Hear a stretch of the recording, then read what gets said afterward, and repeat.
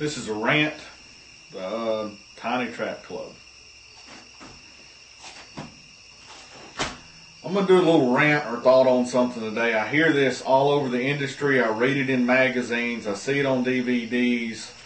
When someone talks about using a little bit bigger trap on a lot of the forums, guys just go ballistic. They start screaming unethical. There's no reason for it.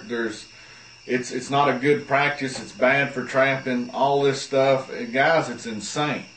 It is absolutely insane. And the reason I can say that is because I use big traps. It's not a theory with me about what's going to happen with big traps. I've been using, when I go to Texas and certain states, CDR on coyotes. I catch coons. I catch bobcats with them. I've caught gray fox in them. And the thing about theories and experience, very rarely are they the same thing. Because in your mind, if you've never used anything but a marginal, we're talking about coyotes here, a marginal size coyote trap, like this number 2 Montgomery. That's what you're thinking is a coyote trap. This is what I think is a coyote trap. This number 3 Bridger is what the BMP said outproduced every single trap that was sent in to be tested, hands down. 6.5 jaw spread on a number 3, 7.5 on the CDR, and that's probably about a 5.5 on the number 3 Montgomery. So why do I use big traps, and why do I get a little sick of guys always going, you don't need that, that's unethical, all you're doing is hurting animals. Guys, that's BS. I call BS on that one. I've caught over 100 bobcats in this CDR sitting over here, or ones just like it. It does not cause damage as much as small traps. There's a reason for that. On the Teachers of Nights, you can see it yourself. You're going to see some bobcat footage on this website. Animals do not fight that trap like they do a little trap. Coons do not fight this trap like they do these traps, or worse yet, a 1.5. There's some reasons behind that, guys. One has got big, thick jaws. It's slower. It doesn't smack them near as hard. And if you're thinking, well, you're going to catch them up by the shoulder, really? Let's put some logic to this argument a little bit. That's a number 3 Bridger, about the same height. You're not talking, let's get it on the straight side. I keep this trap on the wall because I lost a coyote. When I forgot the bubble tip one, it's a reminder. So jaws are kind of messed up. Let's get it on the flat side. That is the difference of a number 3 Bridger and a CDR. There's not even a 3/8 of an inch difference in the height on catching this animal. This trap outdid every single trap when it comes to BMPs. If they were to trap this on coyotes, I believe it'd win. On damage, on everything else, because the animals don't fight as hard. But why do I use such big traps? Well, me personally, and everybody's got their personal preference on this, CDRs are expensive. I've got shelves of them with these expanded pans on them. If you go in the woods and try to compete with me with a number 2 against my CDR, and we're halfway comparable in our techniques, baits, lures, and locations, I'm going to tear you up. There's no way to get around it. My pan on these traps is bigger than your trap. So instead of me worried about that animal coming and stepping on a little bitty thing, I've modified these traps now with a big trap. I've got number 5 Bridgers the same way. They got 5-inch pans on them. That's not much over 5 inches, and that's the whole jaw spread of this little trap. Same when it comes to muskrats. If you got perfect holes for muskrats, and 110 fits in there, fine. But on the river here with the barges and everything, the holes all about this big around. You try setting a 110 in that. Rats don't always go to the bottom. I don't care what the books say. You put a 220 in there for a rat, is it overkill? Yeah. Who's going to catch more rats? The guy with the 220, promise you. When we were chasing otter hard 3 or 4 years ago, everybody was using a lot of 220s and a whole lot of 280s. The 280 was the otter trap. Except when you got around guys that caught a lot of otter. That's the big difference. Guys that caught a lot of otter didn't use 280s and 220s. They used 330s. There's a trap that if Neil gets it all down where he can produce it, it's 2 foot wide, it's 12 inches tall, and runs off tripwire. So the trap's 2 foot wide, and I could outcatch any 280 in that trap with more animals. And it was way bigger than a 220 or a 280. The bigger trap, no matter how skilled somebody is going to always outproduce the smaller trap. Now, why do most guys feel the need to talk bad about big traps and they want to talk about these little traps? That to me is marginal for a raccoon. And I'm going to give you an example why. When we talk about beaver, and everybody that you've seen give a demo on beaver, they open up one of these big traps, and they put their hand across the jaw spread, and they say, this will fit in it. Then they grab one of these number 3s, their fingers and the end of their hand sticking out of it. We can't. That's not a good trap for a back foot on a beaver. Well, I don't care how good a beaver trap you are, you can't guarantee which foot you catch him on. You can try, you can hope, and you can plan on it, but that doesn't mean that's what's going to happen in the real world. So people get away from these smaller ones. That's why these 7.5-inch traps are doing so well.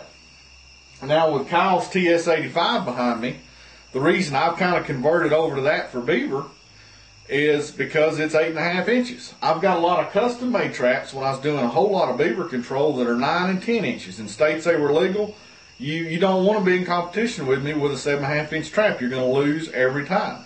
That doesn't hurt the beaver anymore. You control more terrain that way. But a lot of guys that believe in these little bitty traps all the time, they think there's not any damage here. You watch an animal, go get you a trail cam, take pictures of it. There's going to be trail cams on the market, I'm sure. You'll be able to video like we have. You watch animals in these little bitty traps, you watch them in the big trap. They fight like the dickens with this. They fight for a few seconds and bite it and lay down with this. So who's hurting who? The little trap or not the little trap? When we were doing the coon footage, most coon trappers are using 1.5 traps. Almost every coon trapper now is putting number 2 music wires on here. Now this one is not laminated. This one I use for muskrats on logs. And I have some of these just for that purpose. But the jaw thickness on this compared to that is night and day. So when this little trap with all that power comes up on an animal and smacks him, where do you think the pain's going to be? In the slow, bigger, thicker jaws, or the real fast one that's going to bite in? That's why on the Teacher's Night raccoon, the coons didn't care about getting away from the set and going down the slide poles. It's because they weren't in any pain or in any big emergency to leave as far as they was concerned. Now you do that with one of these little things, watch what happens. They go straight off. They're trying to get away from that as fast as they can. Why? Because the little trap hurts them. The big trap doesn't. When it comes to land animals, there's a lot of states that you can't use a 7.5-inch trap. Whatever the largest one is, that's what I advise you to use. Using a number 2 on fox, that's fine. And a lot of eastern guys, and if everybody's going to be honest on this site now, a lot of the eastern guys grew up on what? Fox. They've caught some, let me say that again, some coyotes in here, where guys out west have been chasing them for 100 years using number 3 bridgers. They catch a whole lot more. They went through this phase, they phased it out and went through this phase. Because you catch more coyotes and you hold more coyotes. Now the interesting thing about these little traps, guys put videos out, and I've used them and I've caught coyotes in them. You can catch coyotes in them. Ed Blue's a good friend of mine. He swears something down, a 175 Victor is all you need to hold a coyote. In some situations, on smaller coyotes out west, I'll agree with that. When you get in eastern coyotes, where some of them are hitting 40, 50, and some of them even 60 pounds when you get in the far northeast, you go up there with a little bitty 1 3/4 or 1.5 beefed up, his foot is almost too big for that trap. So it would be interesting, guys that preach in small traps, let's take some video cameras out with them and run a study with them. How many misses are they getting at the pattern? How many pull-outs are they getting from the trap? How many toe catchers are they getting? You know how many toe catchers I get with that? Very few. You know where they're all caught? Right across the paw. Because it's slower. Now I want to run a test off 100 coyotes with these CDRs with 100 coyotes of of a fox trap style coyote trap that's being used in. When we run the numbers, you're going to see the CDR damages a whole lot less than the fox trap does. So you're not being unethical by using them because you're actually hurting animal less. You're catching more animals because you control more ground. You're having less misses at a set because your trap is bigger. If you're using wire screen, you got a bigger kill area. Now if you're using a number 3 Bridger without wire screen, that's all the kill area is. If you're using wax paper, no reason to be using that big trap except for a higher catch. You're going to have toe catches in a little trap with fox, with coon, and definitely with coyotes. When you get toe catches, if everything's not perfect, it's a little muddy, it's a little wet, it's a little frozen, they're going to be powering out on you. The BMPs was 100% catch and 100% hold with less damage with this. And they tested all those little traps. They didn't hold up. Rubber jaws didn't hold up. It was phenomenal at the releases on that. There's guys that use them, have good success with them. I'm not trying to convince anybody to go to big traps, but let's not just automatically go towards, oh, that's unethical, he uses big traps. Or when I say the tiny trap club in longliner times, am I jabbing some guys? Absolutely. Because to me personally, I don't understand why anybody is going to short themselves when it comes to trapping animals.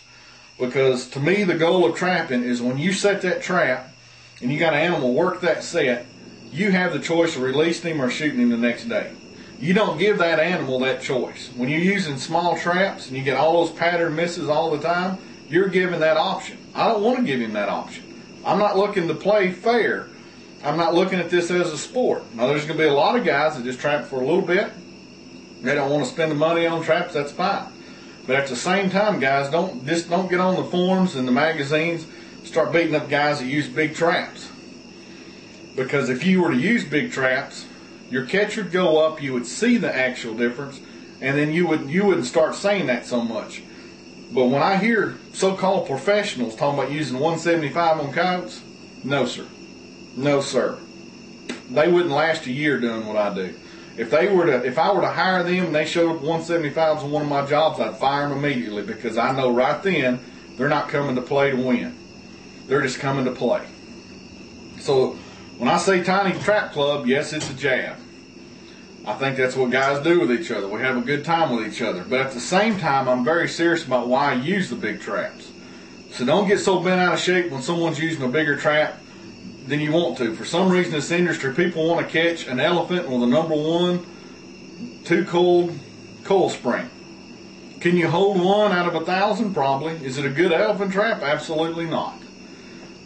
So don't treat your other stuff that way. And on a raccoon, let's just take this as an example. Everybody uses these 175s and these 1.5s for fox where you got big raccoon. When you get farther north, your coon's bigger. Everybody knows that. Front foot on a raccoon, not a problem with this. It's a lot bigger than that. On one of them big 25-pound coon, do you think his back foot's going to fit in this trap? No, sir, it's not. So if that's the case and you're using that and you're getting a lot of snap-off traps because coons are actually doing just like a beaver does by pulling out, maybe you need to upgrade to some little more serious type gear. Get away from the small stuff. Like I said, everybody's going to look at this differently. I'm not going to force anybody, and I'm not going to really get on to anybody for using small traps.